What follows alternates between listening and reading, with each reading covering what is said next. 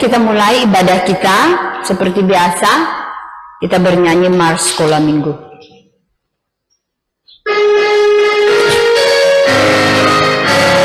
Sekolah Minggu, sekolah Minggu, dimana-mana anak senang. Bakti Allah, cinta bangsa, hidup dari sukaria. Belajarlah kitab suci, cinta Tuhan gereja maju. Jalankanlah perintahnya, muliakan panjang hidup. Sekolah Minggu, melepaskan anak semua. Cari jiwa, maju terus, berserah jadi tempat Kristus. Belajarlah kitab suci, cinta Tuhan gereja maju. Jalankanlah perintahnya, muliakan panjang hidup. Satu lipat tangan. Satu lipat. Dua tutup mata. Tiga tunduk kepala. Empat kita berdoa. Oke, semua berdoa, ikuti Lause. Allah Bapa dalam kerajaan surga, kami sangat bersyukur di pagi hari yang indah ini kami bisa kembali ke rumah Tuhan untuk beribadah. Kiranya Tuhan berkati, sertai kami semua dalam ibadah ini. Biarlah melalui ibadah ini kami bisa memuliakan nama Tuhan. Terima kasih Tuhan Yesus.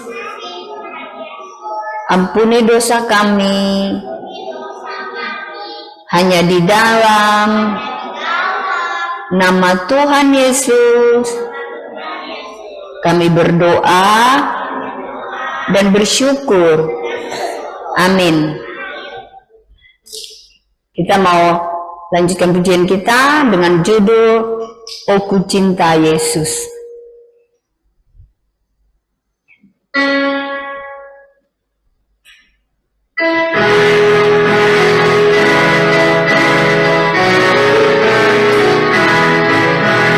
Ada nama yang ku gemar, yang patut dipuji, indah benar suaranya, nama yang terindah.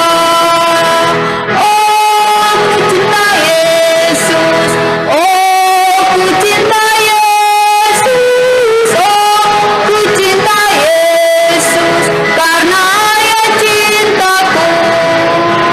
Nama yang nyatakan kasih, yang tebus dosaku, Ia pun curahkan darahnya menyelamatkanku. Oh ku cinta Yesus, oh ku cinta Yesus, oh ku cinta Yesus, karena Ia cintaku. Ya, kita lihat kembali lagu ini ya. Nah, ada nama yang ku gemar atau nama yang ku suka ya, yang patut dipuji. Ya, indah benar suaranya, nama yang terindah itu Yesus ya. Nah, jadi semua perhatikan, duduk dulu yang tenang.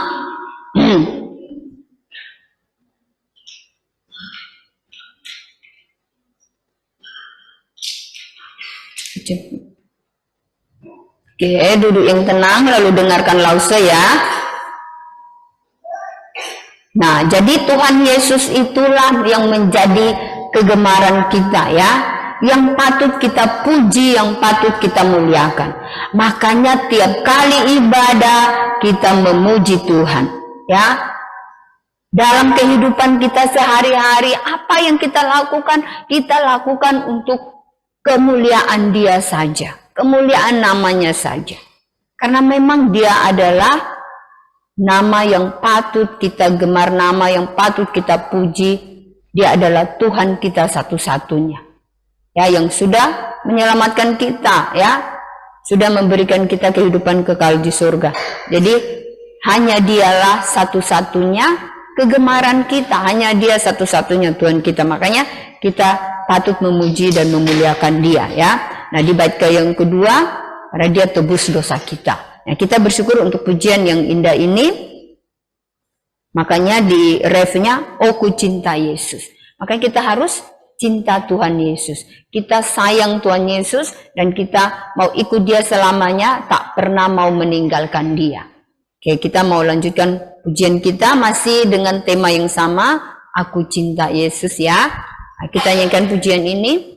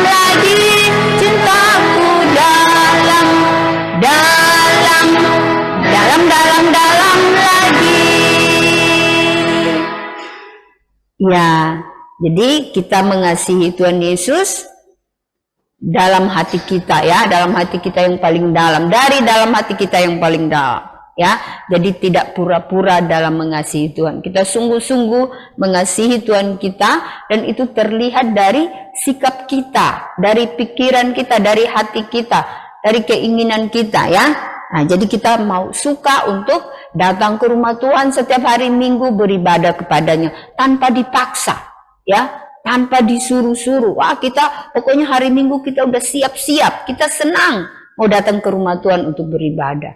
Kita ingat Tuhan selalu, kita pikirkan Dia setiap saat. Dalam melakukan apapun kita libatkan Tuhan dalam hidup kita, ya. Nah, itu bukti kalau kita sayang sama Tuhan Yesus. Kita mau berbicara kepada Dia selalu. Karena kita sayang, kita rindu sama Dia. Kita mau berbicara melalui apa, sayang? Ada yang tahu bagaimana kita komunikasi sama Tuhan kita? Apakah lewat telepon? Ada yang tahu? Charlene, lewat apa, sayang? Kalau kita mau ngomong sama Tuhan Yesus lewat apa? Benar, Rachel yang jawab. Melalui doa, itu alat komunikasi kita. Nah, pertanyaannya, kita mau selalu gunakan nggak alat komunikasi itu untuk berbicara kepada Tuhan? Apakah kita, Zay, duduk baik-baik. Nah, apakah kita berdoa selalu?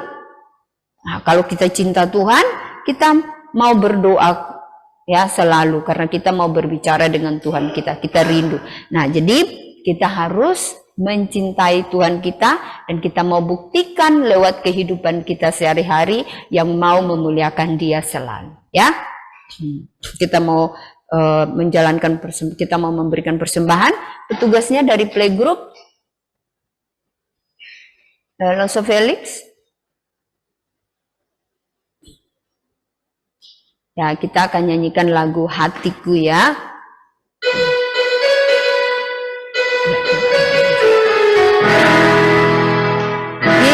Hitamnya hatiku penuh dengan dosa-dosaku, tapi darah Yesus berkuasa menyucikan.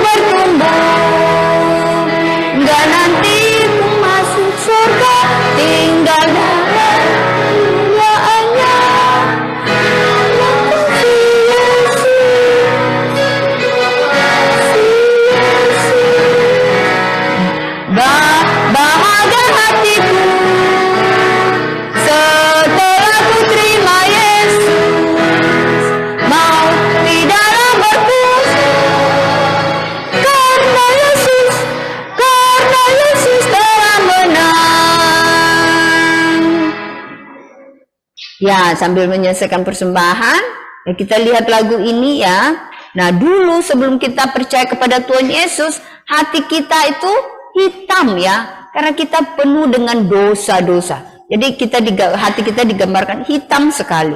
Namun, setelah kita percaya kepada Tuhan Yesus, apa yang terjadi? Ya, Tuhan Yesus sudah menyucikan seluruh dosa-dosa kita, maka hati kita menjadi putih. Nah, setelah itu Tuhan Yesus tak biarkan kita saja. Tuhan Yesus menolong kita, membimbing kita, hingga kita bisa sampai ke surga. Ya, Tuhan menolong kita terus bertumbuh dalam Tuhan.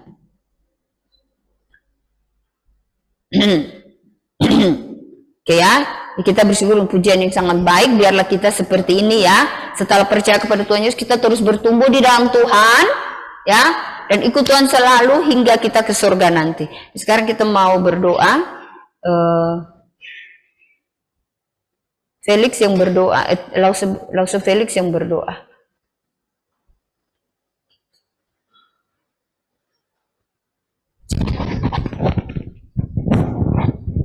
Mari kita bersatu dalam doa. Tuhan, terima kasih karena telah mengundang kami di sini untuk beribadah kepadamu. Ya Tuhan, terima kasih karena Engkau telah membimbing kami sampai di rumah-Mu ini. Ya Tuhan, sekarang kami telah mengumpulkan sedikit dari persembahan kami. Berkatilah tangan-tangan yang sudah memberi. Sekiranya persembahan ini dapat digunakan untuk memperluas pekerjaan-Mu. Inilah doa dan permohonan kami, ampunilah segala dosa dan kesalahan kami. Hanya dalam nama Tuhan Yesus Kristus kami berdoa dan bersyukur. Amin. Oke, kita mau dengarkan pengumuman. Nah, mungkin kalian bosan ya, setiap hari Minggu ini aja pengumuman. Ya, kenapa? Karena selalu tak datang-datang. Makanya dikasih pengumuman terus. Nah, supaya jangan ada pengumuman lagi, kalian datang semua inilah. Ini ada berapa puluh orang ini. Selalu tak ada. Yang ada itu hanya beberapa orang. Sayang sekali. Ya, di rumah ada wifi kan? Ya, lalu saya tanya, kayak misalnya Asa sama Gofas. Lalu saya tanya, di rumah ada wifi. Lalu saya bilang ikut malam ini dan tak nongol. Padahal udah bilang iya. Ya, jadi langsung mau semua yang ada di sini ikut saat teduh tiap malam. Buktikan kalau kita sayang sama Tuhan Yesus, seperti pujian yang sudah kita nyanyikan. Beberapa pujian hari ini bertemakan cinta Tuhan. Kita cinta Tuhan Yesus. Nah, buktikan dengan mau ikut saat teduh setiap malam.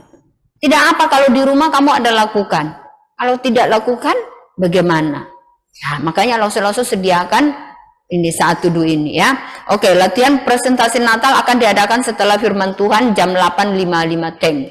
Kemudian semua asisten diminta untuk langsung update jumlah anaknya di grup sekolah minggu ya. Nah, petugas grup kebaktian hari ini Lause Mega dan Lause Siska. Latihan paduan suara guru sekolah minggu dan asisten ya diadakan setelah ibadah jam 9.30 di sini ya. Nah, semoga SM dan asisten diharapkan untuk mengikuti latihan ini. Oke, selamat hari Minggu, Tuhan Yesus memberkati. Dan sekarang pembagian kelas, playgroup di sebelah sini, kelas 1, kelas tengah, kelas 1 sampai kelas 5 di sini, kelas 6 sampai remaja tinggal ya.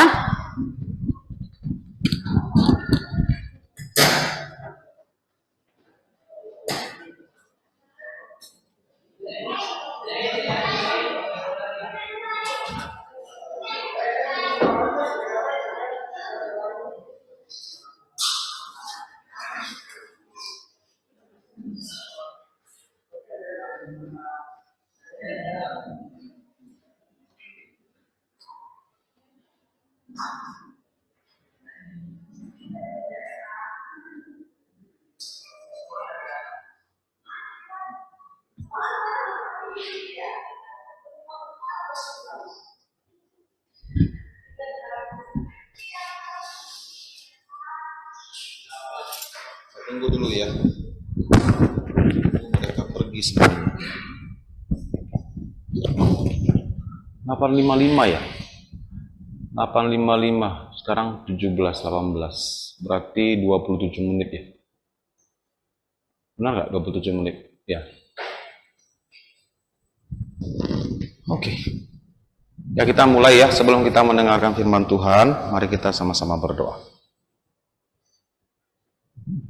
Bapa Surgawi, kami kembali bersyukur di hari Tuhan yang kudus ini. Kami bisa datang ke rumah Tuhan untuk beribadah. Dan sekarang kami akan mendengarkan kebenaran dari firman-Mu.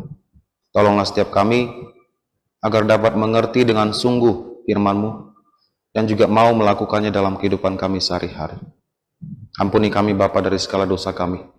Di dalam nama Tuhan Yesus kami berdoa. Amin. Oke.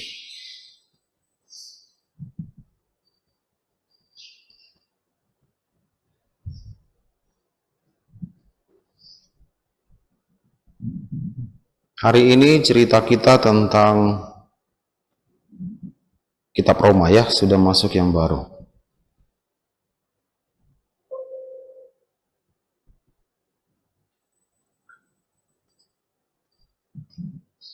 Oke, sebelum kita masuk ke dalam cerita, kita lihat dulu ayat hafalan kita ya. Roma 3 ayat 23 sampai 24. Kita baca bersama-sama 1 2 3. Roma 3 ayat 23 sampai 24. Karena semua orang telah berbuat dosa dan telah kehilangan kemuliaan Allah, dan oleh kasih karunia telah dibenarkan dengan cuma-cuma karena penebusan dalam Kristus Yesus. Roma 3 ayat 23 sampai 24. Oke, coba dihafal sebentar.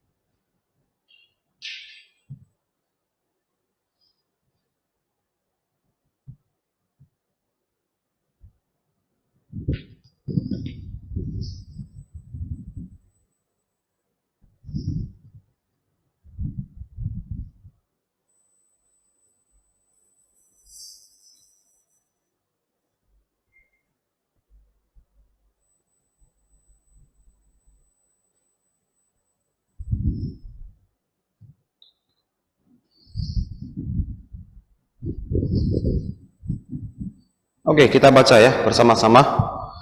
1 2 3. Roma 3 ayat 23 sampai 24.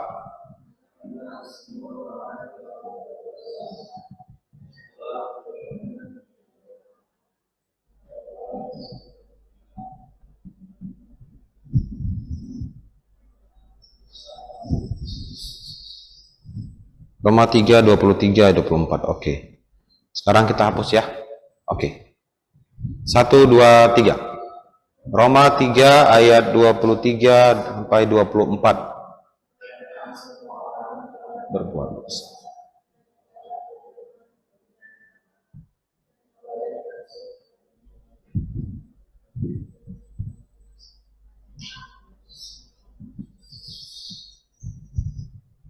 Oke, berikutnya.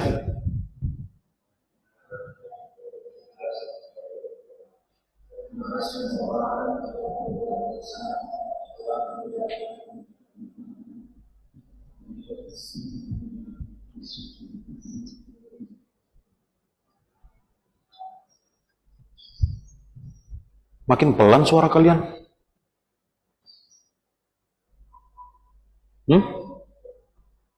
Oh ya? Oke, berikutnya 1 2 3. Roma 3 ayat 23 sampai 24. Karena semua orang telah berbuat dosa dan telah kehilangan kemuliaan Allah, dan oleh kasih karunia telah dibenarkan dengan cuma-cuma. Oke. Roma 3 23 sampai 24. Oke, berikutnya 1 2 3.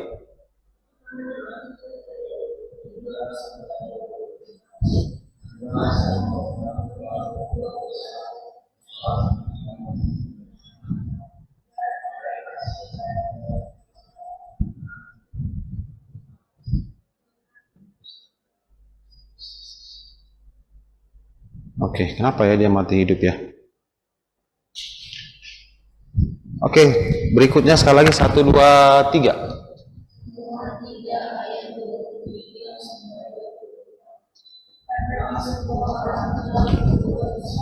Dan telah kehilangan kemuliaan Allah, dan oleh karena kasih karunia telah dibenarkan dengan cuma-cuma. Belum muncul ya? Oke. Oke, jadi kalian sudah ingat ya, masa harap sudah ingat, sudah hafal. Nah, sekarang kita tunggu dulu proyektornya ya.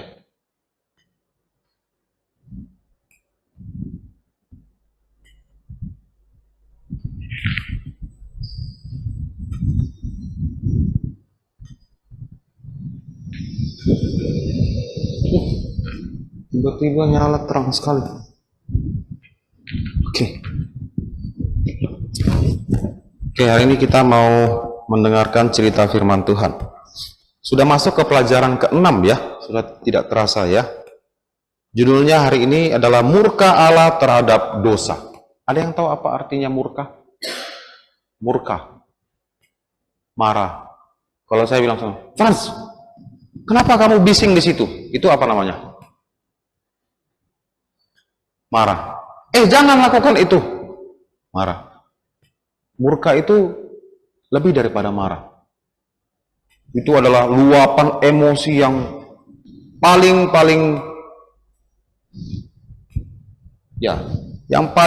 mengerikan ya. Puncak dari segala kemarahan seseorang itu adalah murka. Jadi ibaratnya kalau digambarkan ya, misalnya papa mama kalau marah di rumah masih tegur kamu, ngomong sama kamu, kamu ini ya, sudah dibilang berapa kali masih juga lakukan, itu marah. Tapi kalau murka sampai pukul kamu, sampai hajar kamu begitu kerasnya, hukum kamu begitu hebatnya, itu namanya murka. Sudah memuncak kemarahan. Jadi ketika dikatakan murka Allah terhadap dosa, ini bukan sekedar marah, tapi bagaimana Tuhan memandang dosa itu sebagai sesuatu yang sangat-sangat menjijikkan, sangat-sangat tidak berkenan di hadapan Tuhan, sehingga dia harus melakukan sesuatu. Dan murka Tuhan ditunjukkan ketika dia mencampakkan orang ke dalam neraka. Itu adalah bentuk dari ekspresi murka Tuhan. Semua orang yang berdosa, yang tidak mau percaya kepada Tuhan, tidak mau datang kepada Tuhan Yesus, tidak mau bertobat dari dosa-dosanya, akan menerima murka ini. Dicampakkan ke dalam lautan api, yang tidak akan pernah berkesudah. Jadi murka adalah kemarahan, puncak dari kemarahan ya. Sesuatu yang ditunjukkan, ditampakkan ketika seorang marah dengan ekspresi yang begitu mengerikan sekali. Dan tidak ada yang bisa berdiri di hadapan Tuhan ketika dia murka. Ya. Jadi bacaan kita dari Roma pasal 1 sampai pasal yang ketiga. Ada 3 tujuan ya yang mau kita capai. Pertama, menyelidiki latar belakang dan tema-tema utama dari surat Roma. Yang kedua, memahami bahwa semua orang adalah pendosa yang layak dihukum oleh Allah. Kita semua manusia berdosa yang pantas untuk dihukum. Yang ketiga, mempercayai apa yang dikatakan oleh firman Tuhan tentang murka Allah terhadap dosa dan kuasa Injil. Oke, kita masuk dulu yang pertama, latar belakang surat Roma. Nah, surat Roma ditulis oleh siapa ya? Ada yang tahu? Ditulis oleh Rasul Paulus. Ada berapa surat yang ditulis Rasul Paulus dalam Perjanjian Baru? Ada yang tahu? Ada banyak loh, iya banyak, lebih dari 1 itu banyak memang. Angka persisnya berapa? Ada 13 surat yang ditulis oleh Rasul Paulus di dalam Perjanjian Baru. Dan dari ke-13 surat ini, tulisan Paulus, surat Roma ini adalah tulisan yang paling utuh, paling agung, dan paling komprehensif tentang Injil. Ketika berbicara tentang Injil, kita harus kembali kepada kitab Roma, merujuk kepada kitab Roma. Karena kitab Roma berbicara tentang Injil secara lengkap, ya, secara utuh. Dan surat Roma adalah tulisan Paulus yang paling panjang dari semua surat-suratnya. Berapa pasal surat Roma? Berapa pasal surat Roma? Oke, lalu saya kasih pilihan. A 12, B 13, C 15, D 16. Apa pasal? Yang bilang A siapa? 12. Yang bilang B 13 siapa? Nggak ada. Yang bilang C 15 siapa? Oke, ada Johanna. Oke, ada yang bilang D 16 siapa? Yakin 16? Karena paling panjang ya. Jadi 16 paling panjang ya. Memang ketepatan 16 juga ya. Lalu kenapa pilih option itu? Maunya bikin 19 ya, biar kalian pilih 19. Ya 16. Ada 16 pasal pasal dari kitab Roma ya. Jadi surat Roma ini berbicara tentang Injil ya, secara komprehensif, secara utuh. Dari ayat pertama saja sudah kita lihat. Dari Paulus hamba Kristus Yesus yang dipanggil menjadi rasul dan dikuduskan untuk memberitakan Injil Allah. Jadi Paulus ini adalah rasul yang dipanggil secara khusus. Kalian ingat 12 rasul dipanggil ketika Yesus masih ada di dunia, sebelum mati kayu salib. Matius dipanggil, Petrus, kemudian Andreas dipanggil, dan murid-murid lainnya dipanggil Tuhan Yesus ketika dia masih melayani di dunia. Tapi Paulus berbeda. Panggilannya adalah khusus, istimewa. Kenapa? Karena dia dipanggil ketika dia sedang menganiaya, dalam perjalanannya ingin menganiaya orang-orang Kristen. Jadi ketika mau sampai ke kota Damsyik, dikatakan Tuhan Yesus menampakkan diri kepada Paulus. Dan Paulus menjadi buta waktu itu, 3 hari 3 malam menjadi buta. Ya. Dan Tuhan Yesus memilih Rasul Paulus untuk memberitakan Injil kepada orang non-Yahudi. Orang non-Yahudi adalah orang-orang yang bukan Israel. Jadi dia akan memberitakan Injil sampai nanti ke kota-kota orang Yunani. Ya. Jadi ini adalah tugas khusus. Jadi dia dikhususkan untuk memberitakan Injil Allah. Jadi tujuannya ada satu, memberitakan Injil. Jadi Paulus di awal suratnya saja sudah memberitakan bahwa tujuannya adalah memberitakan Injil. Nah, surat ini ditulis sekitar tahun 57 sampai 58 Masehi. Sekarang tahun 2023. Kamu kurangi aja 2023 kurang 58 itu berapa tahun yang lalu? Sekitar 1000 tahun lebih yang lalu dituliskan surat ini oleh Rasul Paulus ya. Dan Rasul Paulus sama sekali belum pernah ke Roma ya. Pada waktu dia menulis surat ini, dan dia belum pernah bertemu dengan orang-orang Kristen di sana. Jadi dia belum pernah mengunjungi Roma meskipun dia ingin berkunjung ke sana. Nah, ini kita ketahui dari Roma 1 ayat 10. Ini tulisan yang pendahuluannya, dia katakan, aku berdoa, semoga dengan kehendak Allah aku akhirnya beroleh kesempatan mengunjungi kamu. Artinya dia masih belum ke sana. Masih belum ke Roma, tapi dia tuliskan surat untuk orang-orang Kristen di sana. Adanya kumpulan orang percaya di Roma sebelum Paulus ke sana diperkirakan adalah hasil dari pemberitaan Injil Petrus di hari Pentakosta yang dicatat di Kisah Para Rasul pasal 2. Nah, mungkin ada yang bertanya, Paulus belum pernah ke Roma. Lalu, kenapa bisa ada orang Kristen di sana? Kenapa bisa ada orang percaya di sana? Nah, diperkirakan bahwa ketika hari Pentakosta di Kisah Para Rasul pasal 2, kan dikatakan semua orang Yahudi, orang Israel kembali ke Yerusalem dari berbagai daerah, termasuklah mungkin dari Roma. Datang ke situ, ke Yerusalem, dan mendengarkan Rasul Petrus berbicara dalam bahasa lain. Bahasa yang belum pernah dia pelajari sebelumnya, dan ada orang-orang yang berbahasa demikian di situ.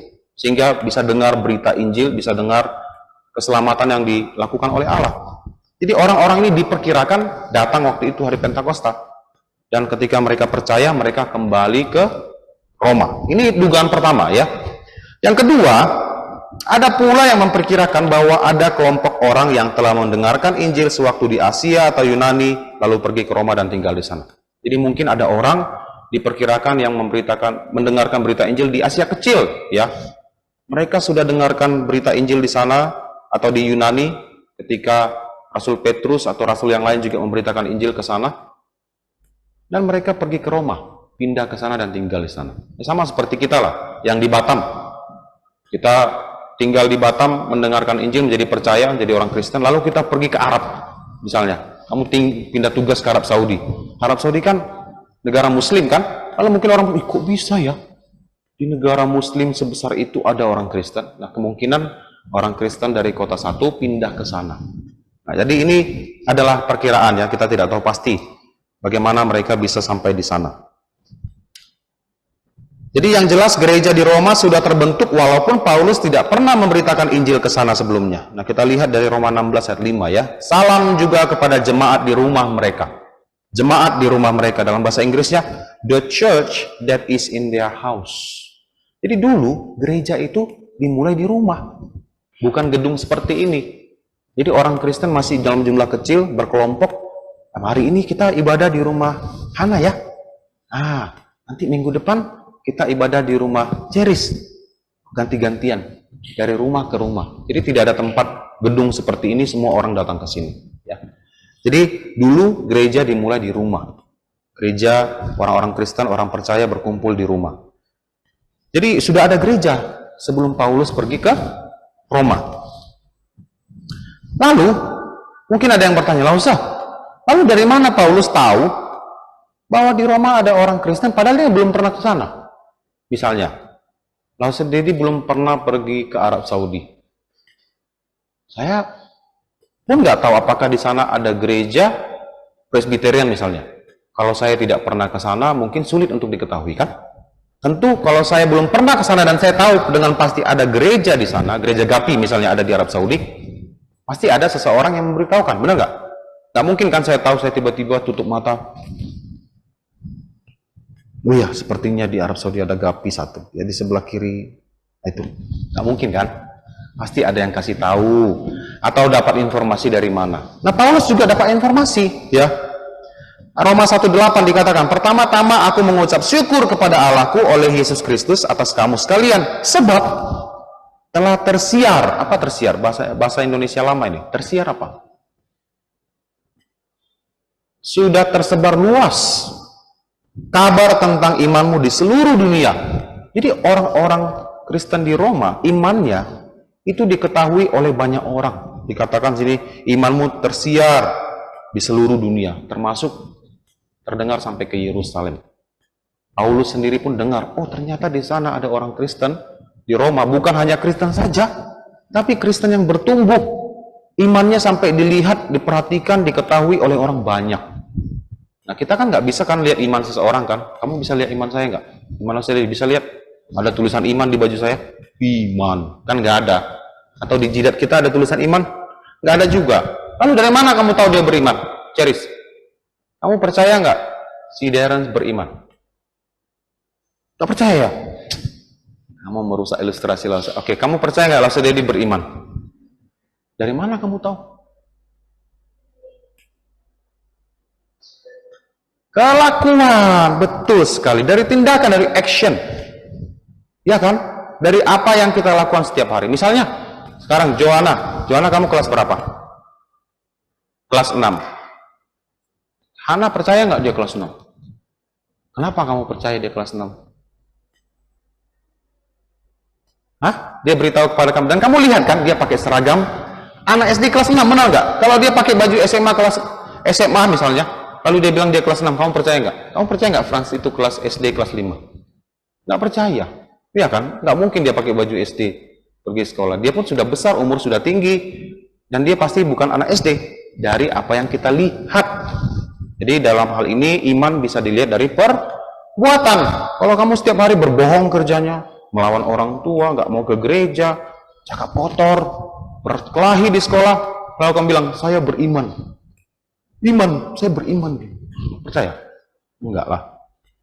Iman ditunjukkan dengan perbuatan, ya. Jadi orang di Roma, orang-orang Kristen di Roma sangat mungkin perbuatan baik mereka itu begitu jelas, begitu nyata, sehingga orang-orang bisa tahu bahwa ini adalah orang-orang beriman.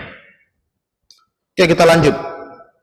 Nah, gereja di Roma ya, meskipun Paulus tidak pernah ke Roma dan bertemu dengan orang-orang di sana, orang-orang percaya di sana, namun dia begitu tekun mendoakan mereka. Ini menarik sekali. Belum pernah ke Roma, belum pernah berjumpa dengan orang-orang Kristen di sana, tapi dia berdoa untuk mereka dengan tekun loh. Kita yang kenal sama sesama aja, belum tentu tekun berdoa untuk satu sama lain, benar gak? Esania, kamu ada nggak doain cecemu yang 2 itu ada di Australia? Dengan tekun, Tuhan tolong supaya cece saya rajin ke gereja. Mereka baik-baik saja di sana. Ada? Karena tekun sekali. Tiap hari berdoa sama mereka. Adalah doakan, ya kan? Pasti berdoakan. Tapi tekun, mungkin kita karena kesibukan, ya, atau karena kita juga kecapean, lupa, bisa jadi. Lupa berdoa untuk mereka. Itu yang kamu pernah lihat kan? Kamu pernah lihat cecemu kan? Pernah ya? Kedua itu Clarasia dan satu lagi siapa namanya? Lo saya lupa ya. Evelyn ya, Evelyn. Pernah lihat mereka dan itu pun masih kita belum berdoa dengan tekun. Ini belum pernah lihat. Bagaimana bisa mendoakan seseorang belum pernah kamu lihat? Dan dia berdoa dengan tekun. Lihat Paulus bilang, karena Allah yang kulayani dengan segenap hatiku dalam pemberitaan Injil, anaknya adalah saksi. Jadi dia bilang, Tuhan saksinya yo. Dia bukan sekedar ngomong aja supaya enak didengar, enggak. Tuhan saksinya ya. Kalau saya dalam doaku selalu ingat kamu. Kalau saya bohong, Tuhan saksinya. Jadi Paulus sampai bilang begitu. Dia mendoakan mereka selalu mengingat kamu dalam doa. Kalian belajar ya, ingat orang-orang yang kamu kasihi di dalam doa kamu. Dimulai dari papa mama kamu. Seberapa sering kalian doakan papa mama? Halo. Ada nggak kalian doakan papa mamamu hari ini? Ada? Lupa. Maksud aku doakan diriku sendiri aja lupa. Apalagi doain papa mama ya.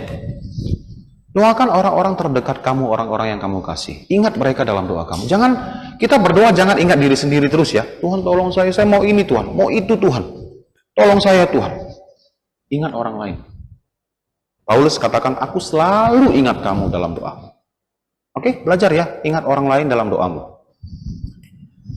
Oke, apa tema-tema dari surat Roma? Banyak sekali temanya ya.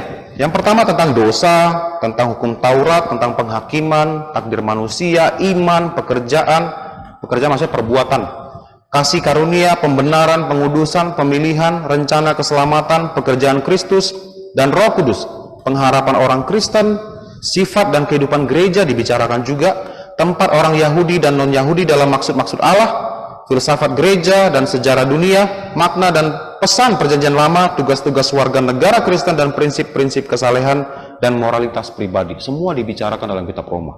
Mulai dari dosa sampai bagaimana kita sebagai seorang Kristen harus hidup. Roma pasal 16 berbicara tentang bagaimana orang Kristen harus hidup. Jadi di dalam kitab Roma ini kompleks sekali ya, lengkap Paulus bicarakan tentang kehidupan orang Kristen. Kalau kamu mau tahu, baca kitab Roma ini. Ingin tahu lebih jelas bagaimana sih sebenarnya orang Kristen harus hidup. Nah, jadi ini tema-tema besarnya. Nah, hari ini kita akan hanya melihat dua saja bagiannya, yaitu dosa dan Injil, ya. Yang pertama dosa. Kita semua adalah orang berdosa. Kita mewarisi dosa nenek moyang kita Adam, dan kita pun dengan sendirinya berbuat dosa. Roma pasal 5 berbicara tentang dosa warisan. Karena satu manusia telah berdosa, maka seluruh manusia yang lainnya menjadi berdosa. Dosa itu menjalar. Tahu menjalar? Menyebar, diturunkan. Sama seperti kita. Kalau timnas Indonesia melawan siapa kemarin kita menang? Thailand ya? Ada yang juara melawan Thailand ya? Ketika timnas Indonesia menang melawan Thailand, kamu senang nggak? Pas nonton kita, gol Indonesia. Kamu main nggak? Kamu nggak main, kenapa kamu yang bahagia? Karena mereka mewakili kita. Mereka bawa nama bangsa Indonesia. Jadi walaupun saya nggak main di lapangan, nggak tendang bola nih, saya ikut main sebenarnya karena dia mewakili saya. Makanya kita tuh bergembira sekali. Garuda di dadaku, NKRI harga mati, ya kan? Walaupun kita tidak ikut bertanding.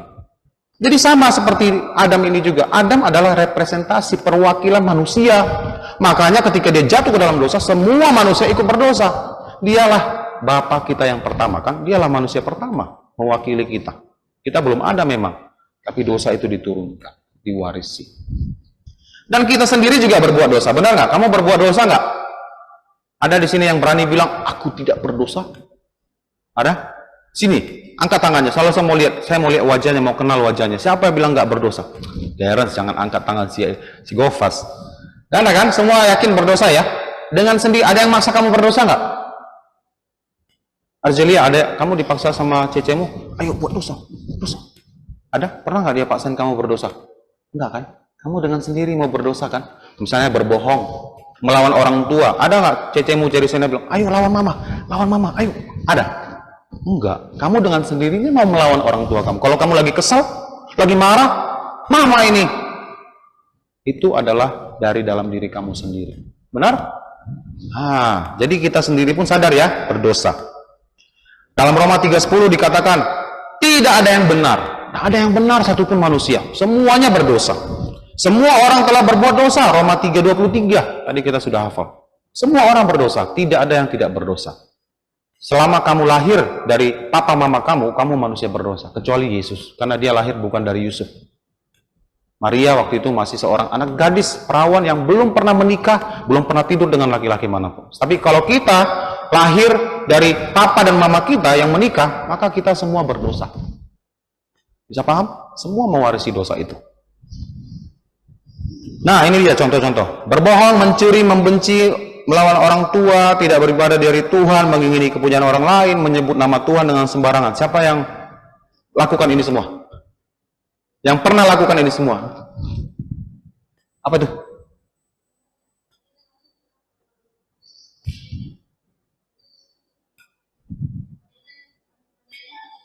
Ya. Ya. Abraham harusnya berdosa. Ribka. Oke.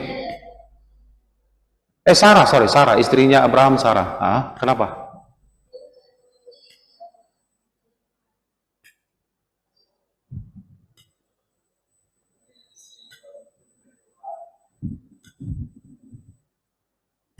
Ya, tetap dia manusia berdosa, tapi manusia berdosa yang diselamatkan.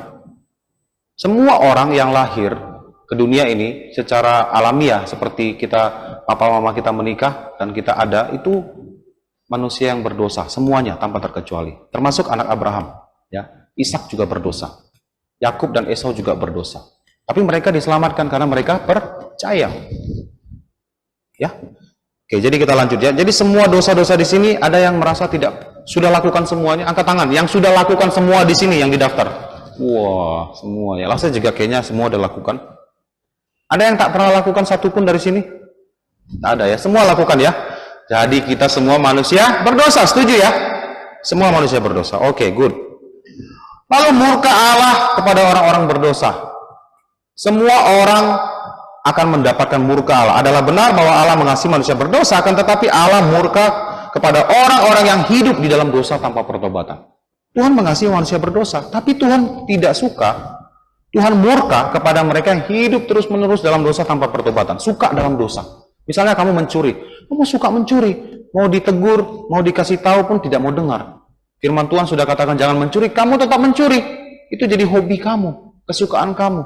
Nah, itu adalah gambaran orang yang tidak mau bertobat. Dan Tuhan bilang dia murka kepada mereka ini. Kita semua manusia berdosa, tapi ketika kita bertobat, Tuhan berkenan kepada kita.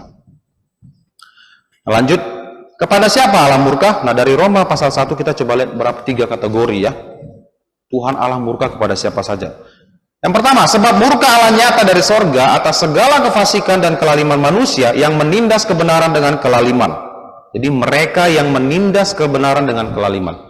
Kebenaran itu ditolak, diabaikan, tidak mau diterima, lalu diganti dengan kelaliman. Ya, orang-orang yang menolak dan menentang ajaran Tuhan. Di dunia ini kan banyak kan orang seperti itu. Bukankah Tuhan katakan bahwa kita harus mengasihi sesama kita, seperti diri kita sendiri? Tapi dalam kenyataannya banyak orang yang membenci, memfitnah satu sama lain, menjatuhkan satu sama lain. Tidak peduli dengan perasaan orang. Yang penting saya menang, saya di atas. Bahkan ada orang yang membunuh orang lain. Ini adalah orang-orang yang menindas kebenaran dengan kelaliman. Tuhan sudah bilang, jangan, kamu masih lakukan. Dengan kata lain, kebenaran itu kamu anggap tidak ada. Dan kamu lakukan yang jahat. Lalim itu adalah segala hal yang jahat kamu lakukan. Manusia pandai dalam hal ini. Benar tidak? Sekarang kejahatan manusia itu sampai tidak bisa terpikirkan loh. Seorang anak bunuh ibunya gara-gara nggak dikasih beli HP. Hah? Bisa begitu? Bukankah Tuhan katakan hormatilah ayahmu dan ibumu? Kamu bunuh. Begitu jahatnya manusia ya. Kemarin di balai barusan ada berita seorang cucu membacok kakeknya. Nggak tahu kenapa. Pakai parang, dia parang kakeknya. Nggak tahu meninggal apa enggak, tapi kritis waktu itu. Kakek sendiri, kakek udah tua ya. Kita lihat kakek kita kasihan kan. Karena kalau dia lagi gini-gini, oh mana yang sakit kek? Kita urut. Ini kamu parang dia. Jahat. Jahat sekali. Tapi itu terjadi. Dan makin hari semakin jahat manusia sekarang. Tak ada lagi rasa belas kasihan. Kasih semakin dingin. Jadi orang-orang yang seperti ini, yang menolak ajaran Tuhan, itu akan mendapatkan murka Allah kalau tidak bertobat. Orang-orang yang menolak dan menentang ajaran Tuhan, tidak mau dengan ajaran Tuhan, mau ajaran sendiri, mau melakukan apa yang kita mau. Tidak peduli dengan Tuhan, ya. Kemudian yang kedua, kategori yang kedua, sebab sekalipun mereka mengenal Allah, mereka tidak memuliakan Dia sebagai Allah atau mengucap syukur kepadanya.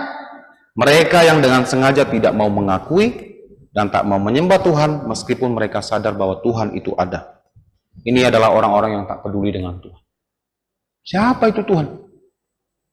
Mana Tuhan? Kalau Tuhan menampakkan diri di hadapan saya sekarang, baru saya percaya. Saya pernah jumpa orang seperti itu di Singapura.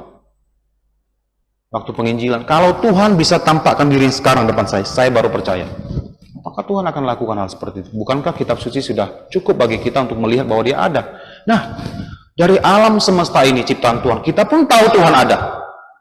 Coba kamu lihat alam semesta begitu indah. Langit yang begitu biru, air terjun, sungai, laut, hutan yang begitu cantik, bunga yang begitu berwarna-warni, hewan yang beraneka jenis. Mungkinkah semua ini ada tanpa ada yang menciptakan? Kalau saya bilang ya, ini handphone saya, ini ada dengan sendirinya. Tadi malam, tiba-tiba kacanya jalan sendiri, kameranya jalan sendiri, lalu merakit sendiri dirinya, lalu ada di samping saya. Inilah handphone, bukan orang, nggak ada yang buat. Kamu pasti bilang saya gila kan?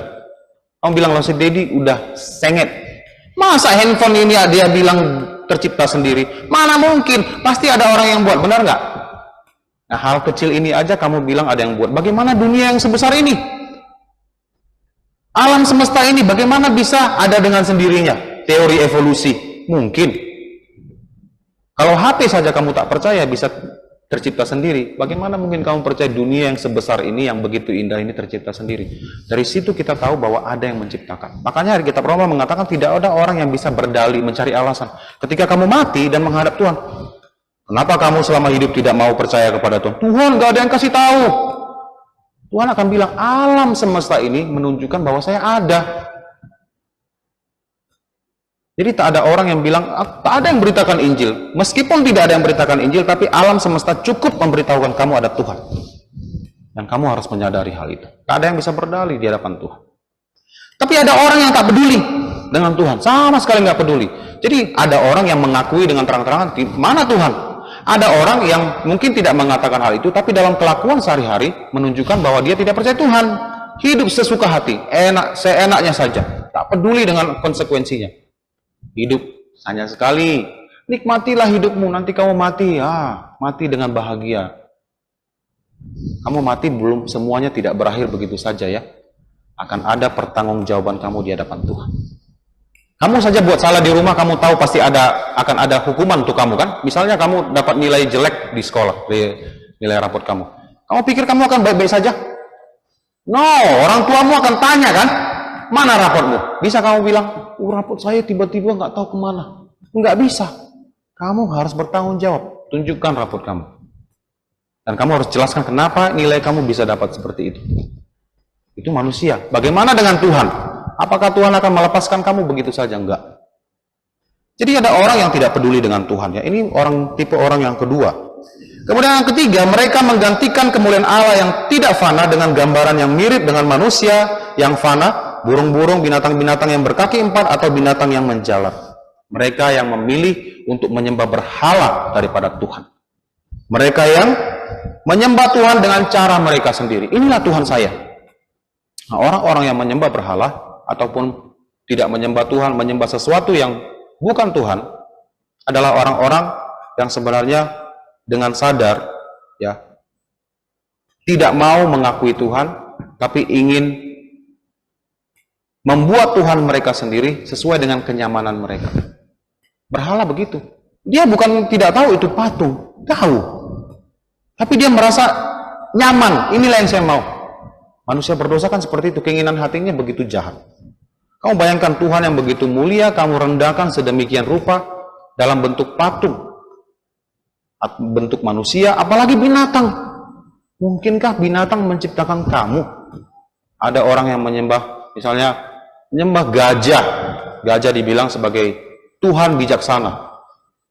Mungkinkah gajah menciptakan kamu? Masa yang diciptakan lebih bagus daripada yang menciptakan? Benar nggak? Masa gajah ciptakan manusia? Ataupun gajah adalah Tuhan? Atau hewan-hewan apapun yang lainnya? Apakah mungkin binatang yang hikmatnya lebih di bawah kita dan menciptakan kita yang lebih tinggi?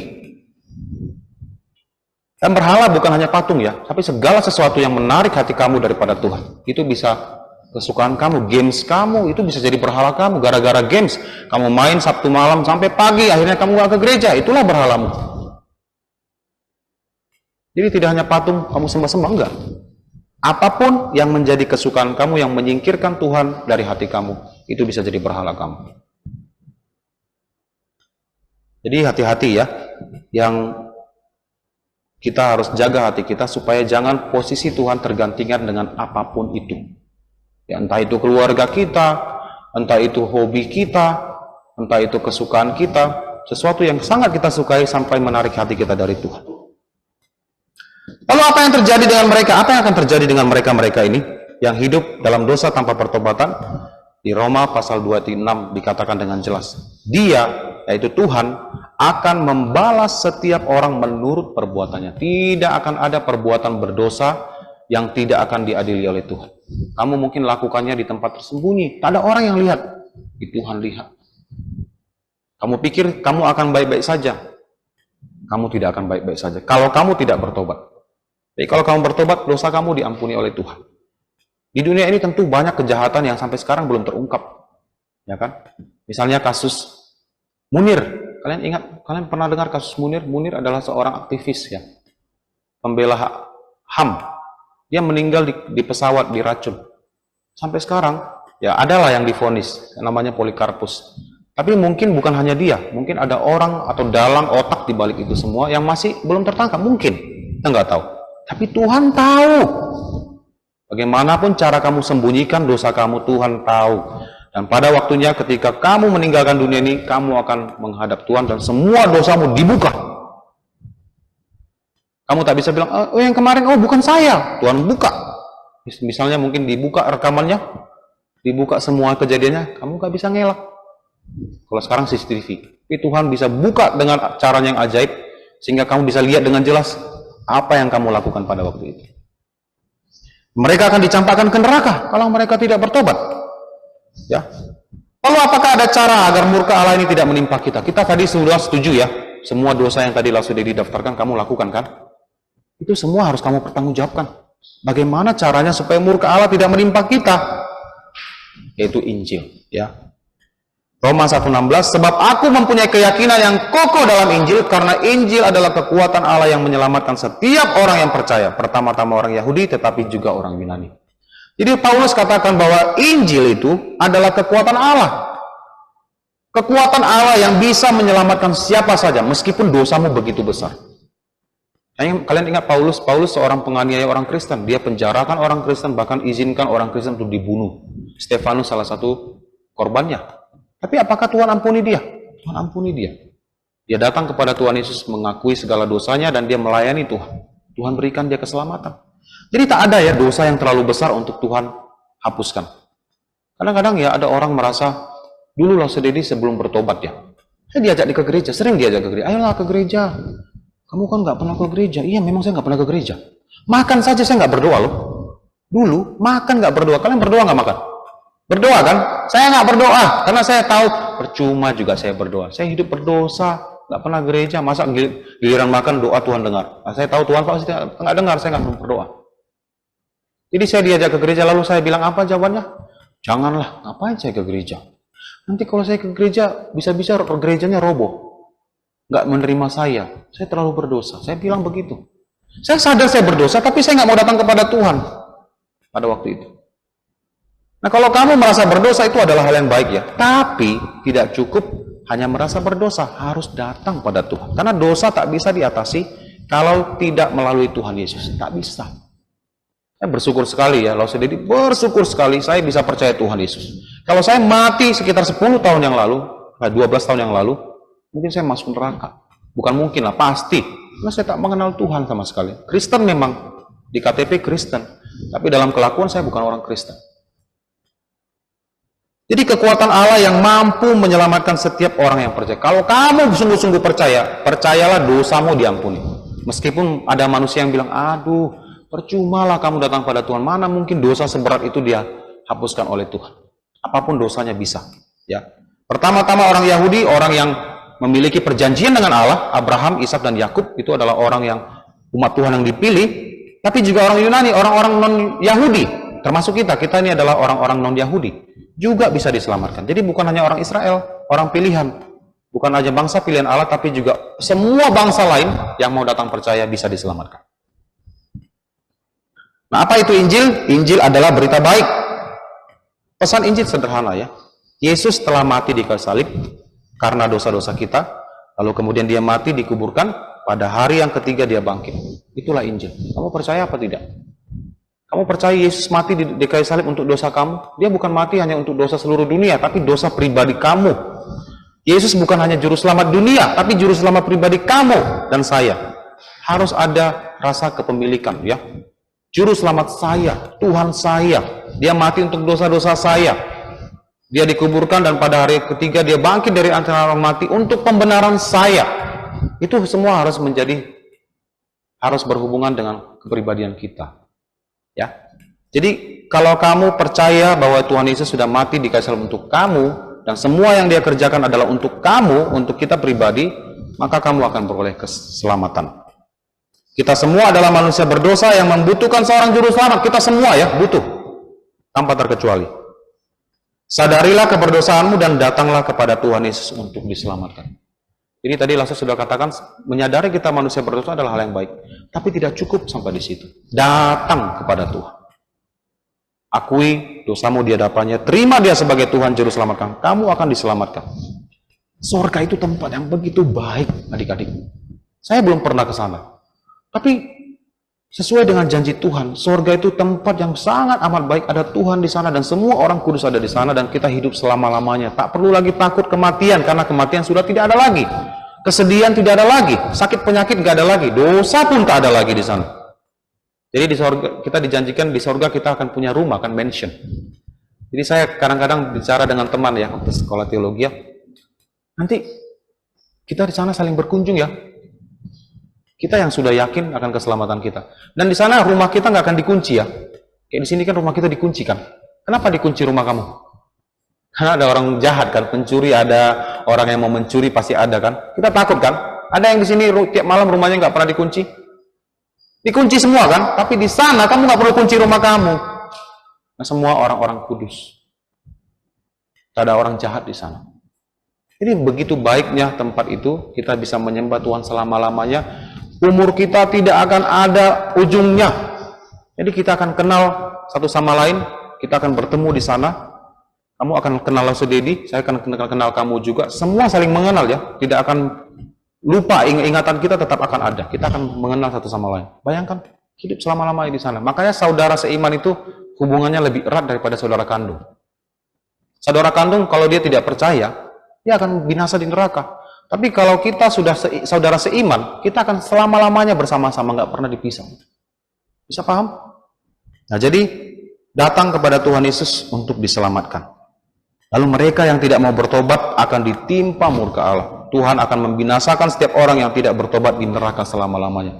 Tempat penghukuman yang tiada tara ya. Api yang tak bisa mati. Tak akan mati. Kamu hembus pun tak akan mati. Dan ulat yang tak akan bisa mati juga di sana. Dua hal ini ada di sana. Bayangkan kamu berada di sana bukan untuk 1 tahun, 10 tahun, 100 tahun, 1000 tahun, 1.000.000 tahun. Selama-lamanya. Kalau di matematika ada lambang angka 8 gini kan yang dibalikan. Apa artinya? Tak terhingga. Kenapa bilang tak terhingga? Karena ini kamu akan teruskan gini-gini terus. Angkanya ini nggak akan putus kan? Itulah yang akan terjadi di sana. Di sorga juga kita akan tinggal tak terhingga. Pilihan ada di tangan kamu. Kalau kamu sudah dengarkan berita Injil, datang dan percaya dengan sungguh-sungguh. Tinggalkan semua perbuatan dosa kamu. Hidup sesuai seturut dengan ajaran Tuhan Yesus. Jadi demikian saja firman Tuhan pada pagi hari ini. Mari kita berdoa. Bapa Surgawi, kami bersyukur untuk firman-Mu yang telah kami dengarkan. Kami sadar ya Bapa bahwa kami adalah manusia berdosa. Dan kami juga menyadari bahwa kami membutuhkan seorang juru selamat. Kami membutuhkan Tuhan Yesus untuk menyelamatkan kami dari hukuman dosa ini. Bantulah kami Bapa secara sungguh-sungguh mau datang dan percaya kepada Tuhan Yesus dan berikan kami iman yang sungguh-sungguh sehingga kami juga bisa menunjukkan buah pertobatan yang sejati dalam kehidupan kami sehari-hari. Kami berdoa untuk anak-anak remaja yang ada di sini, biarlah mereka juga dengan sungguh-sungguh yakin dan percaya kepada Tuhan Yesus. Di dalam nama Tuhan Yesus kami berdoa. Amin.